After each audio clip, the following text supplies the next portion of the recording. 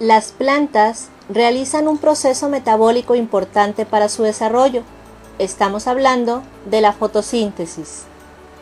La fotosíntesis es el proceso biológico por el cual las plantas verdes son capaces de utilizar la energía de la luz solar para convertir el dióxido de carbono y el agua en compuestos orgánicos como los carbohidratos. El oxígeno molecular es liberado como uno de sus productos. Todos los organismos, por medio de un proceso respiratorio, parten y transfieren el hidrógeno de estos compuestos orgánicos altamente energéticos, produciéndose una liberación de energía para ser utilizada en la célula viva.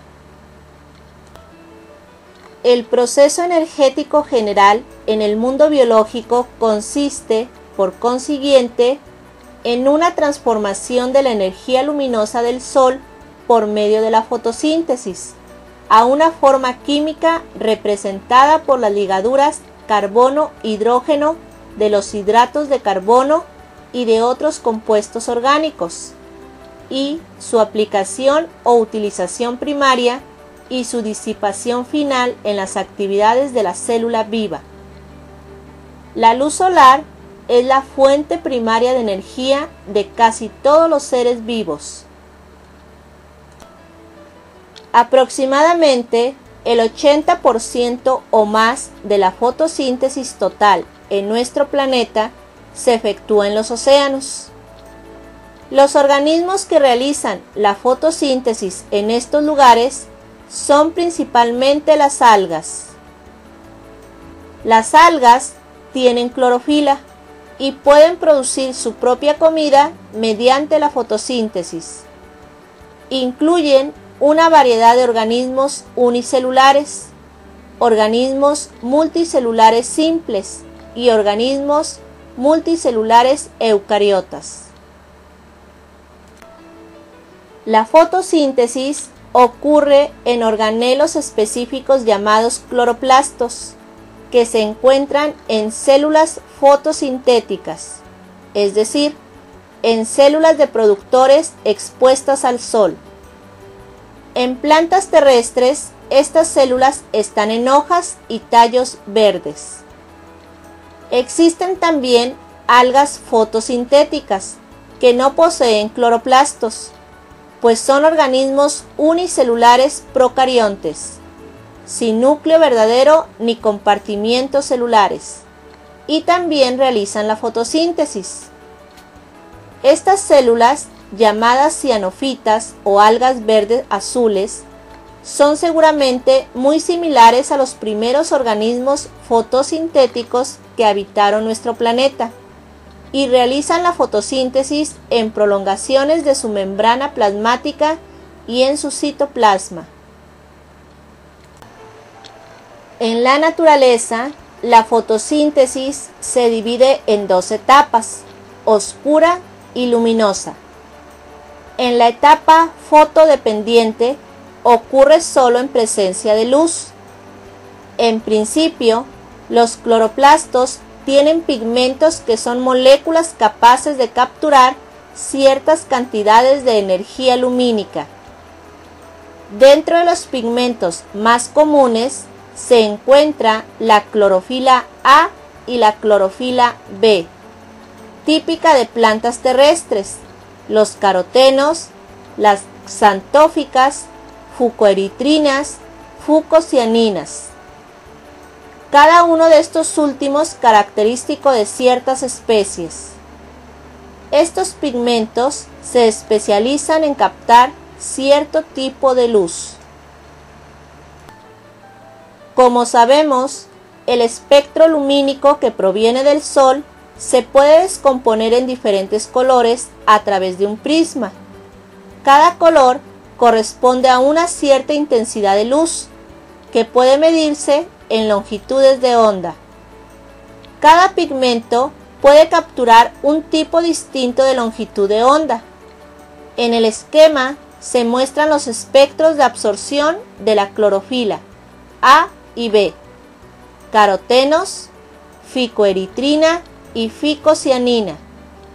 Como puede observarse, cada pigmento tiene un pico de absorción característico. Pero para hacer más eficiente la absorción de luz, las plantas utilizan sistemas trampa o fotosistemas, con un pigmento principal como la clorofila A o B y diferentes pigmentos accesorios. A través de estos sistemas, los autótrofos pueden aprovechar mejor la energía lumínica. Así, los fotosistemas cuentan con un centro de reacción ocupado generalmente por clorofila A o B en las plantas terrestres, hacia donde es dirigida la energía lumínica. Antes de comenzar a describir las reacciones químicas que ocurren en la etapa fotodependiente, es conveniente ubicarnos espacialmente en el lugar de la planta donde ocurren. Como ya hemos dicho, los cloroplastos se ubican en las células expuestas a la luz, es decir, aquellas partes de la planta que son fotosintéticamente activas.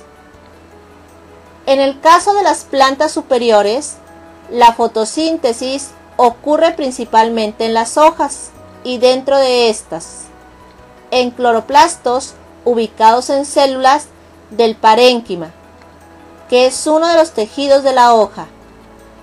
Las hojas, además, poseen pequeñas aberturas o estomas, formadas por células que pueden agrandar o cerrar la abertura, y que permiten, de este modo, regular la entrada o salida de agua y gases, como el oxígeno y el dióxido de carbono.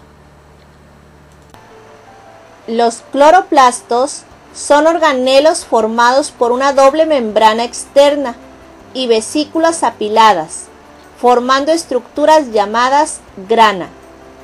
Cada grana está formada por varios tilacoides. En la membrana de los tilacoides se ubican los pigmentos fotosintéticos, que pueden captar la energía lumínica y dar comienzo a la etapa fotodependiente. Como ya se ha mencionado, la clorofila y otros pigmentos se ubican en los cloroplastos, dentro de la membrana tilacoide, en unidades llamadas fotosistemas. Cada unidad tiene numerosas moléculas de pigmentos que se utilizan como antenas para atrapar la luz. Cuando la energía lumínica es absorbida por uno de los pigmentos, se desprenden electrones que rebotan en el fotosistema hasta llegar al centro de reacción, la clorofila A. El fotosistema que reacciona primero ante la presencia de luz es el fotosistema 1. La estructura de la membrana tilacoide permite que los electrones provenientes de la excitación fotoquímica de la clorofila sean recibidos por moléculas especializadas llamadas aceptores, que sufren sucesivamente reacciones de óxido-reducción y transportan los electrones hasta un aceptor final, la coenzima NADP. Para que se lleve a cabo la producción de ATP, energía química, y se reduzca la coenzima NADP, es necesario que reaccione otro fotosistema asociado, el fotosistema 2. En este se produce también la excitación fotoquímica de la clorofila, que libera electrones. Los electrones son transferidos de un aceptor a otro a través de una cadena de transporte que los puede guiar hasta el fotosistema 1, quedando de este modo restablecida la carga electroquímica de esta molécula. Simultáneamente, en el fotosistema 2 se produce la lisis o ruptura de una molécula de agua. Este proceso, también llamado fotooxidación del agua, libera electrones, que son capturados por el fotosistema 2. oxígeno, que es liberado a la atmósfera a través de los estomas, y protones, que quedan retenidos en el espacio intratilacoideo. En la etapa fotodependiente se producen dos procesos químicos que son decisivos para la producción final de glucosa. Estos son la reducción de la coenzima NADP y la síntesis de ATP. El NADP se reduce con los protones que libera la molécula de agua. La coenzima NADP reducida aportará los protones necesarios para sintetizar la molécula de glucosa, mientras el ATP liberará la energía necesaria para dicha síntesis. Asociada a la membrana tilacoide se encuentra la enzima ATP sintetasa o ATP-ASA, que es la responsable de la producción de ATP.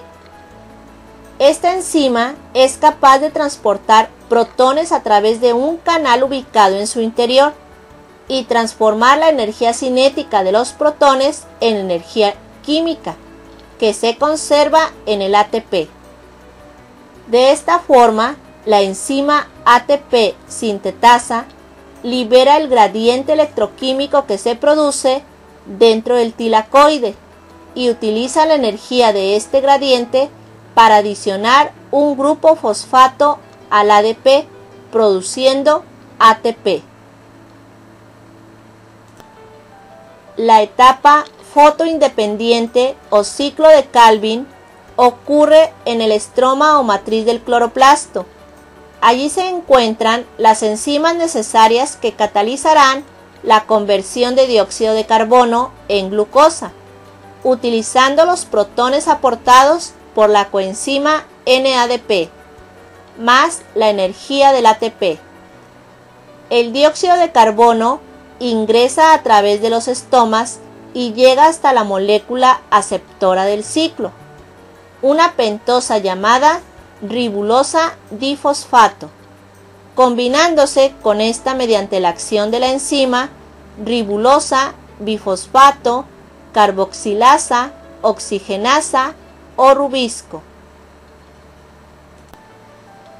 La energía del ATP es utilizada para fosforilar el PGA y formar ácido 1,3-difosfoglicérico. Una parte del gliceraldehído 3-fosfato es utilizada en el ciclo para sintetizar glucosa, mientras que el resto se utiliza para regenerar la ribulosa, que da comienzo a un nuevo ciclo. Una gran parte del PGAL se transforma en almidón en el estroma del cloroplasto. Otra parte del PGAL es exportado al citosol, donde se transforma en intermediario de la glucólisis. También se obtienen intermediarios de azúcares de gran importancia biológica, como la sacarosa. Este disacárido es la principal forma en que los azúcares se transportan a través del floema, desde las hojas hasta los sitios de la planta donde son requeridos. La fotosíntesis es seguramente el proceso bioquímico más importante de la biosfera por varios motivos. La síntesis de materia orgánica a partir de la inorgánica se realiza fundamentalmente mediante la fotosíntesis. Produce la transformación de la energía luminosa en energía química, necesaria y utilizada por los seres vivos. En la fotosíntesis se libera oxígeno. La fotosíntesis fue causante del cambio producido en la atmósfera primitiva, que era anaerobia y reductora. De la fotosíntesis depende también la energía almacenada en combustibles fósiles, como carbón, petróleo y gas natural. El equilibrio necesario entre seres autótrofos y heterótrofos, no sería posible sin la fotosíntesis. Se puede concluir que la diversidad de la vida existente en la Tierra depende principalmente de la fotosíntesis.